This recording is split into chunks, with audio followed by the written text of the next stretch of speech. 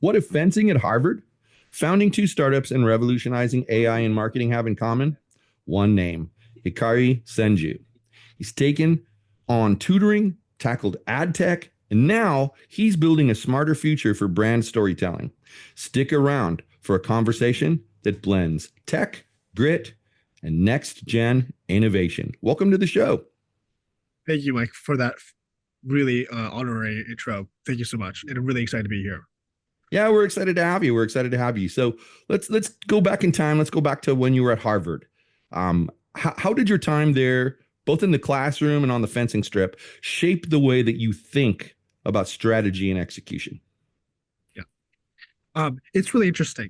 Growing up, I wasn't the most athletic kid. I wasn't the most strongest person, but but I would, I'm a deep thinker, and so the way that I got good at fencing was I would just premeditate the plan, like just think through the plan and the strategy before even getting on the strip, on the fencing strip, and then execute it, and then really spend time thinking, um, about each action before executing it, potentially before that round started, or definitely before that.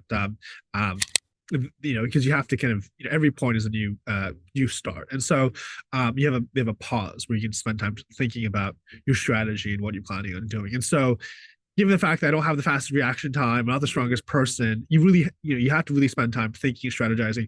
What is this opponent's weak points? What are their habits? And how can you utilize some of those the information that you're gleaning through the course of this match against them for your own advantage? And what is my toolkit of my playbook of actions and moves I have that best maps against their perceived weaknesses, or potentially potentially bad habits they have, that can be utilized. And so that, I think, applies also to strategy as well. I mean, I think a large part of building a business is being competitive, and just gaining as much information as possible and having a very clear strategy and executing that strategy. I think the difference is, in sports, you're kind of execute, at least in an individual sport like fencing, you're executing yourself, versus in a in a company, you're also leading a team. And so there, it's about how can you also lead a team to effectively execute a strategy. And there, it's about clear communication, clear responsibilities and roles, um, clear accountability. And so, but a similar kind of, you're in a competitive environment. There are certain players. It's an infinite game of sorts. So there's new players entering the game, there's players leaving the game, and in this dynamic environment, how do you craft a strategy and execute and orient a team to execute against this strategy to build the best product, win market share, grow revenue, build the best business. So what was the moment that you knew that you wanted to build something on your own? Yeah, I would. So I'm an immigrant. Like, I grew up in the United States, New York. My parents are from Japan. And so I think, there is that immigrant hustle mentality. My mom came to the United States with, very little. And my dad, and she raised essentially three boys because my dad was so busy with work. She essentially raised three boys by herself, me and my two younger brothers, in New York. With fairly, your grandparents aren't nearby to take care of the kids. If something happens, you're really running around, driving kids to fencing practice or piano lessons, or helping pick up the books at the library, tutoring lessons, etc. And so, just growing up seeing that hustle, and just develop a sense of grit yourself, that life isn't easy, that you have to fight for, you have to fight for your place. Your example, when you were talking about your example of your parents, being an example for you, you used hustle, the word of hustle, a lot. And it made me think of hustle culture that we talk about. And it's one of the things I rail against.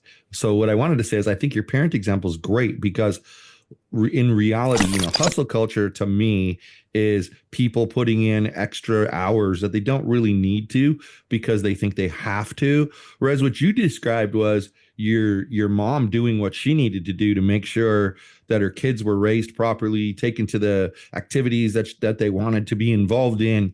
So she worked very, very Smart. hard but she worked, but she didn't waste time. She Yeah, made sure that she was doing the right things. And I love that. I think that's how businesses should operate as well.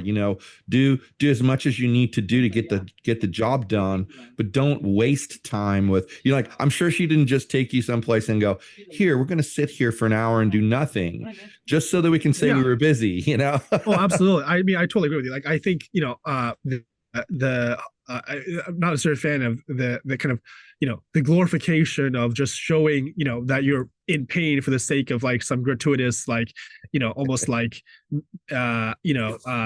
masochistic desire to like communicate like how much you deserve something, right? Like, oh, I'm putting myself through so much pain, so I deserve to be successful, or I'm entitled to be successful because of how much pain I'm putting myself through. That's in that kind of gratuitous marketing of like putting yourself through painful situations that somehow makes you deserving, is not like the competitive market, the economy, capitalism doesn't care. Like ultimately, if like what you sacrificed for the benefit, what they care is did you create something of value? So what is harder? What do you think is harder? Facing down a national fencing opponent or pitching an AI startup to investors who still think that ChatGPT is magic? Well, I mean, I think they're both hard. They're both hard in different ways. I think you know convincing somebody who doesn't want to be convinced or isn't really like is not easy. So like if somebody doesn't believe in AI, it's going to be very hard to convince them. I mean, you can walk them through logic, and it will just take time, and it is possible. And I think you know, but that and then there's in terms of competing against a national champion or something along these lines. Your skill set and their skill set. I mean, I think there anything is possible as well. Even you know, even national champions have bad days.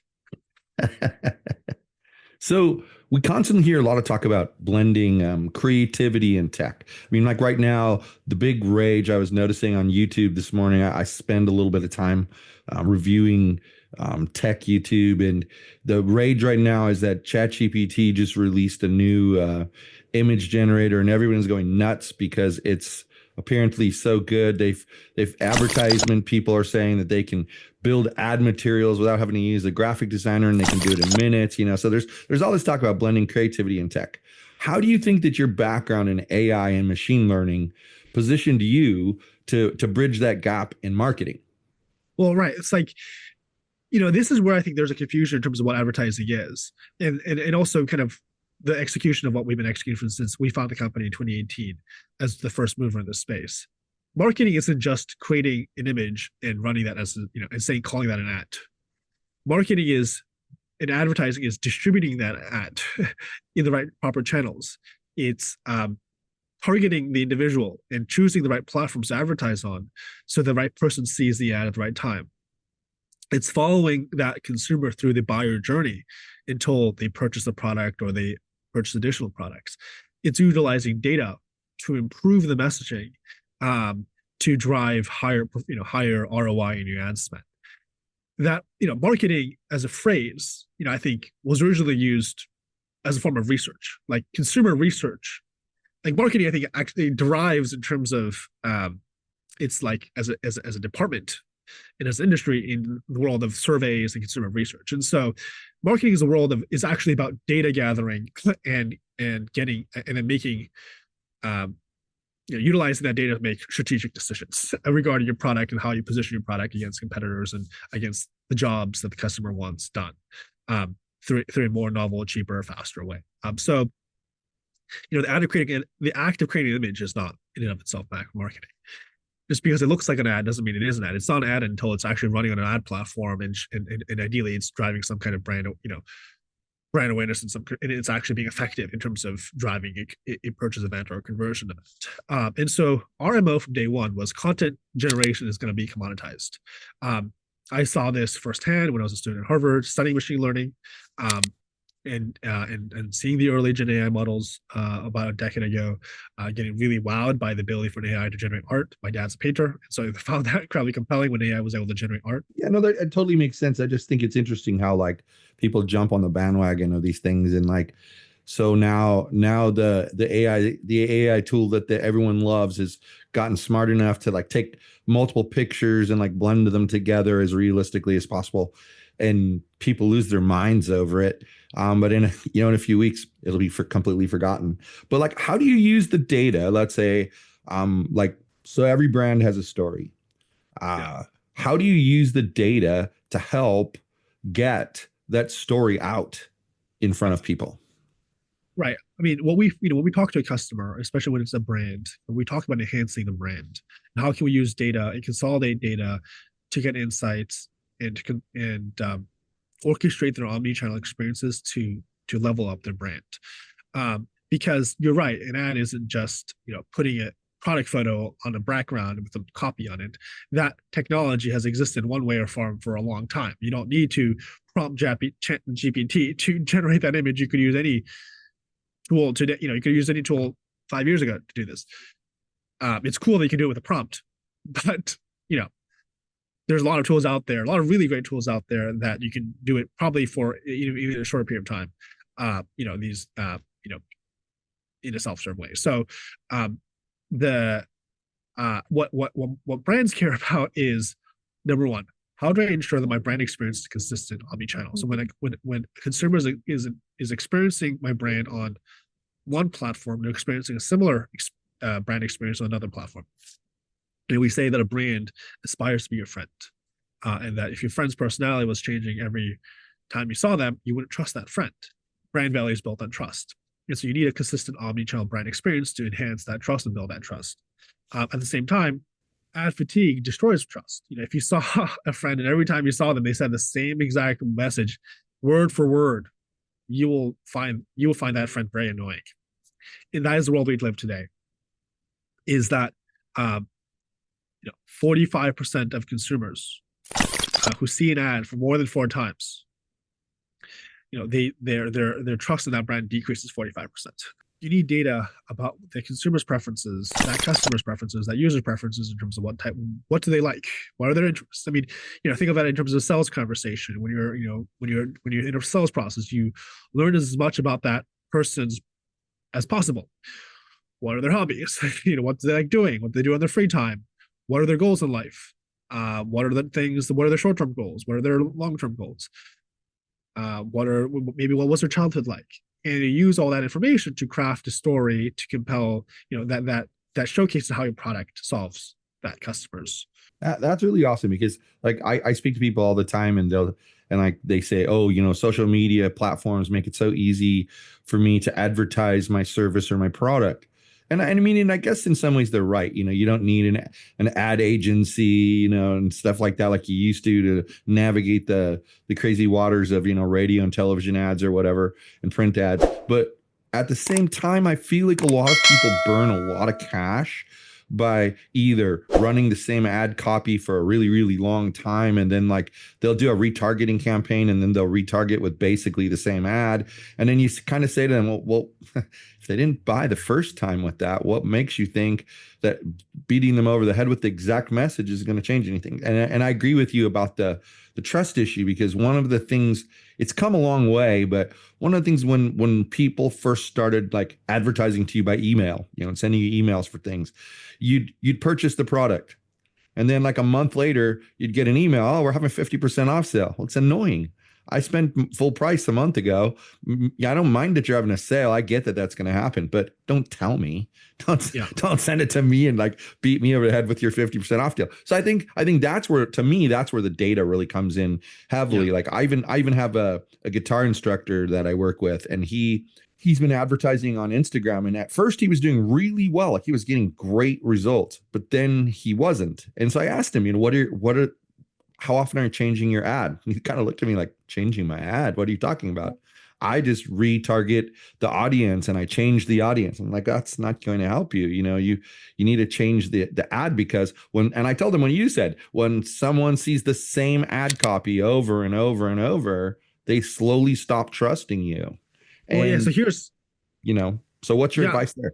Well, right. So here's some data to back that what everything that you're saying. So number one, 55% of and this is like as recent as a couple of years ago, 55% of marketing budgets are wasted on ineffective creative. So that's a massive ton of money being wasted on ineffective creative. Precisely the stuff based on the stuff you're saying, showing the same ineffective ad over and over again, targeting the wrong people, showing a discount ad to somebody who already bought the product. Right. These are all examples that destroy brand value. They're ineffective. It's a waste of ad dollars. On top of that, um, people's attention spans are decreasing, right? So there's actually a need for more volume. The percentage of consumers who view an ad for more than 2 seconds is now 4%. The average viewing time for a piece of content on a mobile device has decreased from 2.5 seconds to 1.7 seconds. At the same time, marketers are having trouble personalizing content at scale. 60% of marketers are struggling to personalize content at scale because it's usually a lean marketing team, maybe a handful of people, suddenly, interfacing with millions of people who are seeing their ads.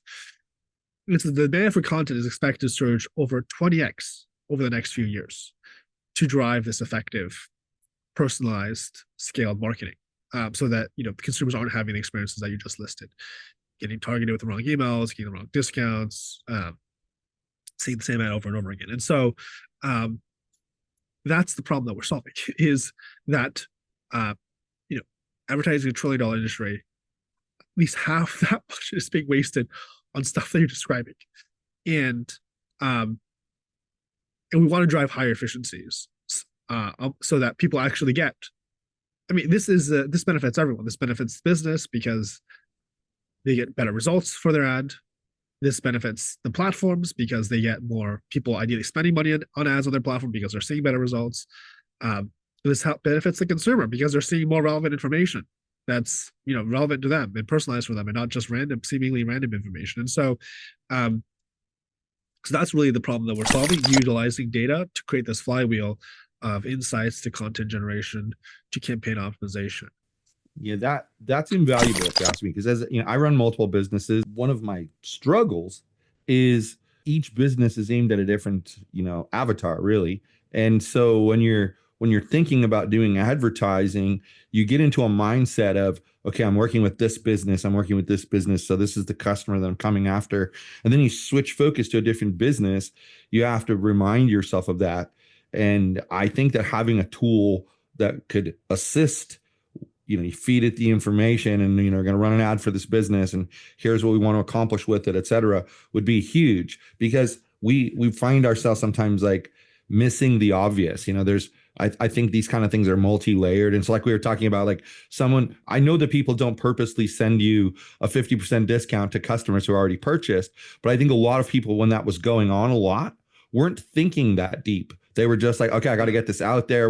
We have a sale. We need to get it out there, and not bothering to think about the fact that you're sending it to hundreds of people, maybe thousands of people who've purchased your product before, and you're just completely turning them off. Especially like you'll see ads that say, lowest price ever. It's never going lower than this. So you buy, and then a couple months later, you see how we're having 50% off of that price even. Just the trust factor gets destroyed if you don't handle your marketing correctly. It just gets destroyed. And that's exactly right. I think there's several elements here as to why that is. I think one is that marketing teams are overworked and they're drowning in work because, a handful of people, and even some of the biggest companies have fairly lean marketing teams. It's like you just don't have the bandwidth to just think at that level, and you're just like, there's just so much stuff that's happening, and you just need to get the content out. One. Number two is that these marketing teams don't stick around at these companies for very long. The average tenure of a CMO for a Fortune 500 company is 2 years. So like, like for that marketer, you're if you're a CMO of a company, you're more geared towards this season's sale, this quarter's numbers, than driving longer term brand value 2 or 3 or 4 or 5 years from now. And so there's a characteristic, which is that because historically, precisely because marketing was hard to quantify, it was hard to say this ad dollar drove this sale. it was hard to defend that budget.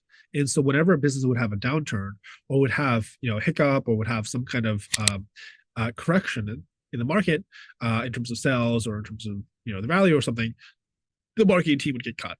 And so you would have this kind of like constant rotation of people through the marketing team that if when you have that constant rotation, you don't have people thinking long-term brand value. You have people thinking short-term sales. And so there's that component. I think what we do and what AI does, number one, is it makes marketing more data-driven.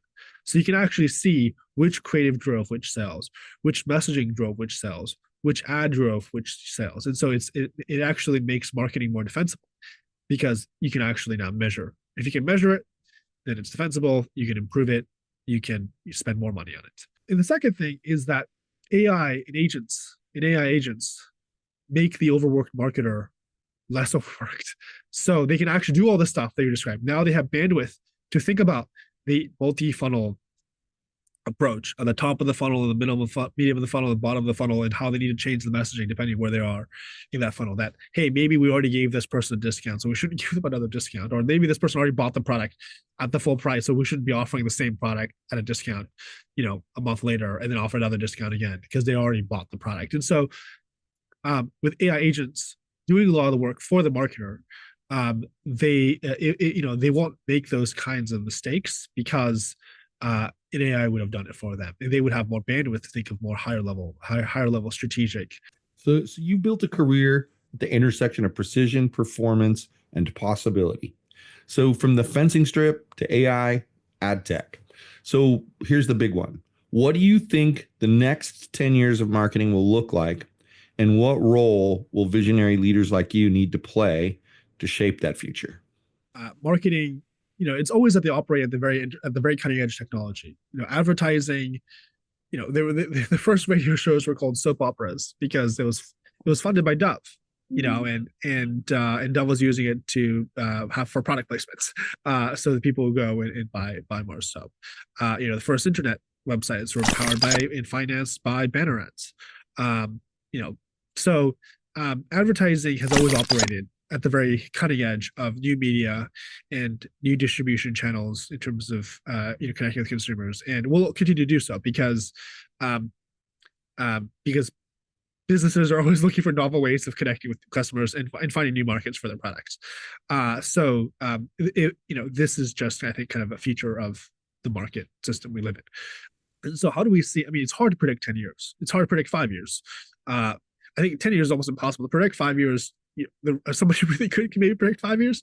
And especially if you have a lot of resources, you have very clear vision, and you execute against that, then more likely not you can predict it. But 10 years is hard to say, where we'll be. I mean, we'll probably, everything that we've said will probably have come to pass in terms of AI agents and the future work in 10 years.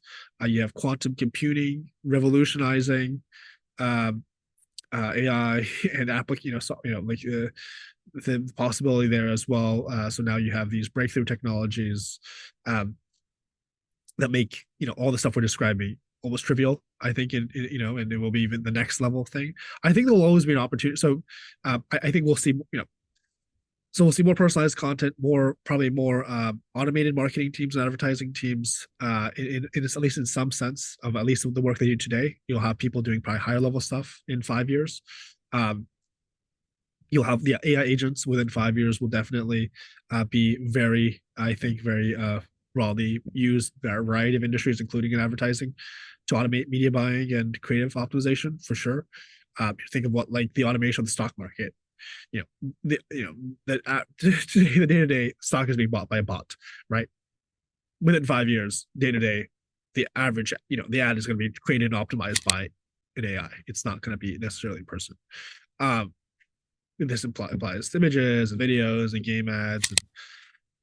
But I think we'll be living in a world with much more rich content because the cost of creating content is going lower. So there'll be more interesting TV shows, there'll be more interesting games, there'll be more interesting apps because anybody can be a developer, anybody can be a movie maker, anybody can be a game developer.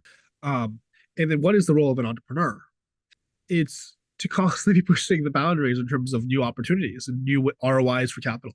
And there will always be new ROIs for capital in a world that is exponentially growing and technology is exponentially improving capabilities.